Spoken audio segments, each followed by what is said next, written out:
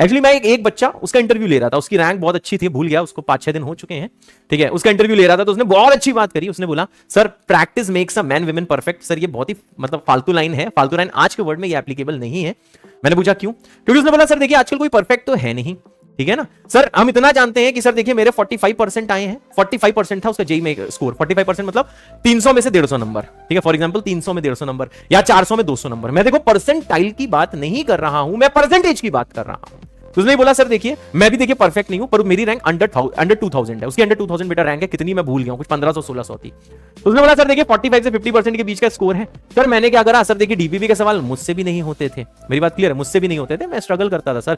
मैंने उससे ट्रिग्नोमेट्री के बारे में कुछ नहीं, उसने खुद बताया सर ट्रिग्नोमेट्री में तो जानी निकल गई थी। मैंने कहा क्या हुआ? बोलता सर पढ़ा तो सब कुछ दिया था, नोट्स में आते थे, लेकिन सर जब भी नया सवाल करने बैठे होता ही नहीं था सर। लेकिन मैं टेंशन नहीं लेता था सर, मैं कुछ बस सर एक मैंने इरादा रखा था कि सर मैंने जेई मेंस और एडवांस के पीवाईक्यू देखे हुए थे, मैंने देखा था सर वो लोग अच्छे लोग हैं, जेई मेंस एडवांस जो पेपर बनाते हैं सर वो अच्छे लोग हैं सर, वो अच्छे, वो देखिए इजी सवाल मतलब पूछते हैं, वो ऐसे कोई आउट ऑफ द वर्ड सवाल नहीं पूछते हैं सर। जो सवाल आता है सर इजी सा सवाल आता है। एक ऐसा बच्चा जिसने सर नोट्स अच्छे से करे हुए हैं, सर डीपीपी अच्छे से करी है, हाँ अगर सही बताऊं ये दोनों अच्छे से करें अगर आपने, ठीक है, तो फिर चीजें आप कर लोगे, तो आप बेटा चीजें कर लोगे। मेरी बात क्लियर है? तो भाई साहब आप वो चीजें कर लोगे, इज दैट क्लियर? आप वो चीजें कर लोगे। और भाई साहब नेक्स्ट चीज क्या उसने बोला सर मॉड्यूल कर लेते हैं तो और एडिशनल हो जाएगा ट्रिग्नोमेट्री में। हाँ मॉड्यूल भी कर लेते हो तब तो बेटा आप एआईआर अंडर 100, अंडर 200, अंडर 500 के बेटा आप जो फाइटर्स होते हैं ना जो अंडर 500 जो रैंक ले आ सकते हैं, सही बताऊं तो अंडर 200 रैंक आ जाएगी अगर मॉड्यूल तुमने ट्रिग्नोमेट्री की भी साथ में कर ली। लेकिन हाँ जो जेईई मेंस एडवांस है भाई साहब जो क्वेश्चन आते हैं वो इजी आते हैं अगर आप नोट्स अच्छे से कर लो और जो आप धीरे धीरे लगे रहो, फिर डीपीपी करो, नहीं होता है सोल्यूशन देखो कुछ तो सीखोगे ना, उसके बाद मॉड्यूल करना स्टार्ट करो।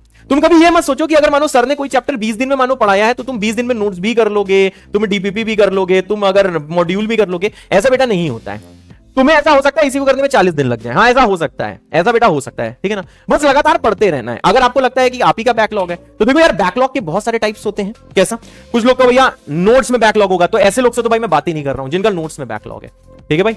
अगर भाई साहब नोट्स में अगर बैकलॉग है तो ये गलत बात है, नोट्स में बैकलॉग नहीं होना चाहिए, प्लीज कवर करो नोट्स का। जो भैया रैंकर होता है उनका डीपीपी मॉड्यूल में थोड़ा थोड़ा भाई साहब बैकलॉग होता है, ठीक है। डीपीपी मॉड्यूल में थोड़ा थोड़ा बैकलॉग वो होता है और वो चलता है, लेकिन वो धीरे धीरे कवर करते हैं क्योंकि उन्हें पता होता है नोबडी इज परफेक्ट, ठीक है ना, कोई परफेक्ट नहीं होता। धीरे धीरे बैकलॉग आपको कवर करना और ये टाइम लगता है। और जानते हो जिनकी रैंक आती है वो तुम्हारे जैसे बच्चे होते हैं पर वो हार नहीं मानते और टेंशन नहीं लेते हैं, ठीक है। वो भैया खूब खुश रहते हैं और हाँ कुछ लोग खुश रह के पढ़ाई छोड़ देते हैं, वो नहीं, जो खूब खुश रह के पूरे दिन पढ़ाई करते हैं भाई उनका ये हाँ 40 दिन लग सकते हैं लेकिन कवर बेटा जरूर